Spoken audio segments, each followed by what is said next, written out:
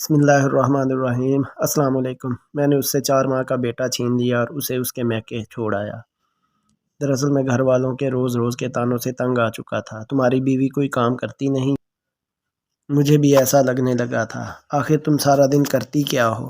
برتن، کپڑے، گھر کی صفائی تو کام والی کر جاتی ہے۔ تم سارا دن لیٹی رہتی ہو۔ اس کے جانے کے بعد آج میری پہلی رات کا آغاز تھا۔ میرے پہلو میں کوئی بھی نہیں تھا جو مجھے اپنی شرارتوں سے ہنسائے۔ ہاں، میرا بیٹا ضرور تھا جسے میں نے ابھی ابھی فیڈر دے کر سلایا تھا۔ آپ سمجھے نہیں۔ دودھ پلانے سے لے کر بچے کو سلانے تک مجھے کیا کیا کرنا پڑا، میں تفصیل میں جانا چاہتا ہوں۔ میں اٹھا اور کچن میں گیا۔ فیڈر کو صابن سے دھو کر میں نے چولہے پر گرم پانی چڑھایا، فیڈر کو ابالا، پھر دودھ بنانے کے لیے پانی نیم گرم کیا اور اس میں پاؤڈر ڈالا، تب جا کر کہیں ایک فیڈر تیار ہوا۔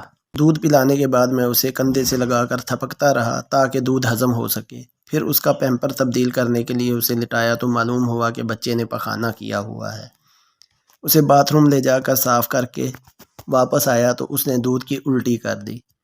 میں جلدی سے رومال اٹھانے کو لپکا، خیر اس کو پیمپر دوبارہ لگایا اور بازوؤں میں جھولا جھلا کر سلانے لگا۔ دودھ ابال کر اسے ٹھنڈا کیا اور فریج میں رکھ دیا۔ وہ ہوتی تو ملک شیک بنا کر میرے ہاتھوں میں تھما دیتی، لیکن اب اتنے جھمیلوں میں کون پڑے۔ ابھی اپنی روٹی پکا کر کھا لوں گا، لیکن ابھی تو آٹا بھی گوندنا پڑے گا۔ شکر ہے سالن تو بنا پڑا ہے، بس کٹوری میں ڈال کر اوون میں رکھ کر گرم کرنا ہے۔ میں ذرا بیڈ سے بکھیرا اٹھا لوں، پیمپر، وائپس، کھلونے، فیڈر، شیٹس، ان کو ان کی مخصوص جگہوں پر رکھ کر روٹی کھا لوں۔ روٹی تو تھی نہیں، صبح آفس جانے کے لیے کپڑے بھی تو استری کرنے تھے۔ میں لگا کپڑے استری کرنے، ابھی شرٹ پریس کی تھی کہ بیٹا رونے لگا۔ اب کی بار میں نے اس کو جھولے میں ڈالا اور جھولا جھلانے لگا۔ بھوک سے میرا برا حال تھا۔ اللہ اللہ کر کے بچے کو سلایا اور ایک ریسٹورنٹ پر کال کر کے کھانا ڈیلیور کرنے کا کہا۔ آدھے گھنٹے بعد کھانا میرے سامنے تھا۔ میں نے بڑے بڑے نوالوں میں کھانا ختم کیا کیونکہ میں جانتا تھا اگر بیٹا دوبارہ جاگ گیا تو کھانا پڑا رہ جائے گا، پھر دوبارہ گرم کرنے کے لیے بھی ٹائم نہیں ملے گا اور مشقت بھی الگ سے کرنی پڑے گی۔ مجھے اکتاہٹ ہونے لگی۔ گھڑی 11 بجا رہی تھی۔ میں بستر پر ڈھہ سا گیا۔ سائرہ، وہ چادر الماری سے نکال دو۔ میں اوڑھ کر سونا چاہ رہا ہوں، لیکن نہیں، اب خود ہی اٹھا کر لانی پڑے گی۔ ابھی میں یہ سوچ ہی رہا تھا کہ UPS بھی جواب دے گیا اور پنکھا بند ہو گیا۔ اس سے پہلے کہ گرمی کے سبب میرا بیٹا جاگ جاتا اور چلانے لگتا، میں نے بیڈ سے چھلانگ لگائی اور جھٹ سے دستی پنکھا الماری سے نکال لایا۔ میں اس کو پنکھا جھلنے لگا اور ساتھ ساتھ نیند کی شدت سے خود بھی جھولنے لگا۔ 12 بجے بجلی آئی اور میں فوراً ہی سو گیا۔ 2 بجے بیٹے کے رونے کی آواز سے میری آنکھ کھل گئی۔ اچانک گہری نیند سے جاگنے پر میرے سر میں درد ہونے لگا۔ اسے بھوک لگی ہوئی تھی۔ میں سستی سے اٹھا، اسے ڈبے کا دودھ بنا کر پلایا۔ 2:30 بجے کے قریب بیٹا سو گیا اور میں بھی اس کے ساتھ ہی سو گیا۔ بیٹا کب جاگا اور کب تک روتا رہا مجھے نہیں معلوم، البتہ صبح جب 8 بجے میری آنکھ کھلی تو وہ رو رہا تھا۔ اس کے پیمپر سے مواد نکل کر بیڈ شیٹ میں جذب ہو رہا تھا۔ جلدی سے اٹھا، پیمپر تبدیل کیا، دودھ پلایا، بیڈ شیٹ کو دھویا اور ایک دھلی ہوئی بیڈ شیٹ بچھائی۔ 9:15 ہو چکے تھے۔ ناشتے میں جو میں دہی کھاتا تھا وہ سائرہ گھر پر ہی بنا لیتی تھی۔ پتہ نہیں وہ کس پہر بناتی تھی۔ میں نے چائے بنانے کی غرض سے ساس پین میں دودھ انڈیلا اور سوچنے لگا کون سا وقت تھا جب سائرہ مصروف نہیں ہوتی تھی، میری خدمت میں بھی کوئی کمی نہیں آنے دی۔ گھر میں صرف وہی 3 کام تو نہ تھے جن کے لیے میں نے نوکرانی رکھ کر دی تھی۔